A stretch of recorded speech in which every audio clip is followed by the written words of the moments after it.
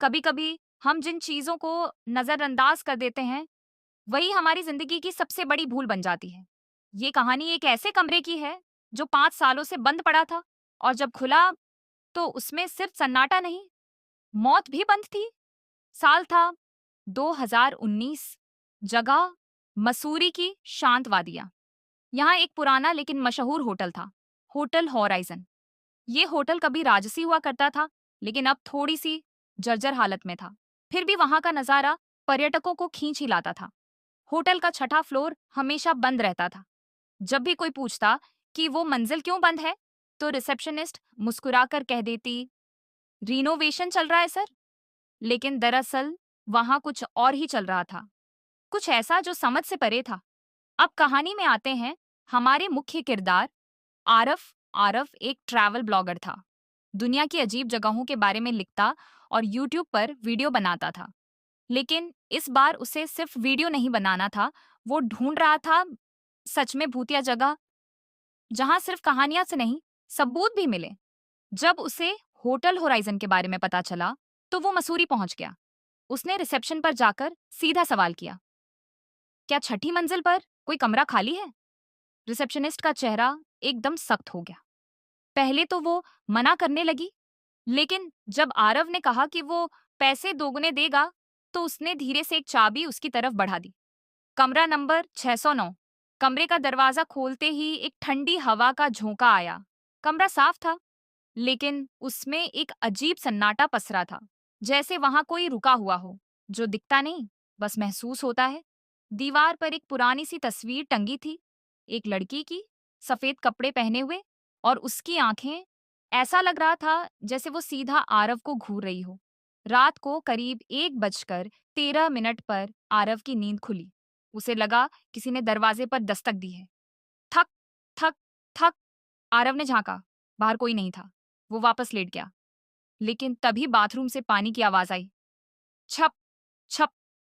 वो उठा और देखा, नल पूरा खुला था। लेकिन सबसे डरावनी बात यह थी कि शीशे पर कुछ लिखा था, वो लौट आई है। अगली सुबह आरव सीधा होटल मैनेजर के पास पहुंचा। पहले तो मैनेजर बात टालता रहा, लेकिन आखिरकार उसने सच्चाई बता ही दी।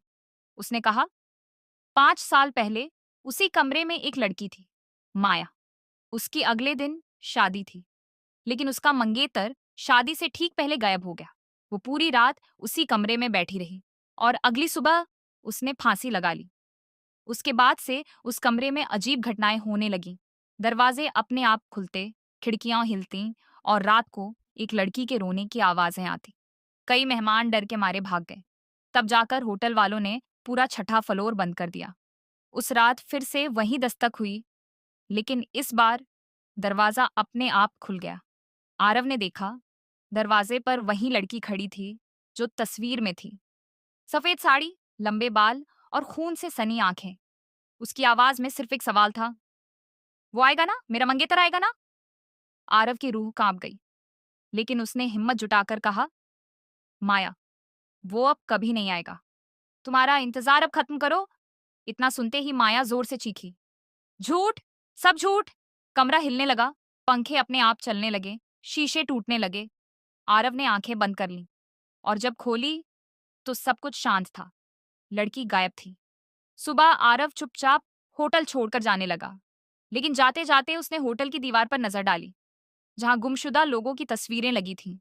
और वहीं एक तस्वीर थी, उसका चेहरा, आरव मल्होत्रा, गायब। 2014। आरव की सांसें थम गईं। उसने अपने हाथ पैर छुए। सब तो ठीक था, पर फिर सवाल उठा, अगर मैं आरव हूं, तो ये तस्वीर यहां कैसे? या फिर क्या वो सच में आरव था, या कोई और, जो अब माया के साथ हमेशा के लिए उस कमरे में कैद हो गया था?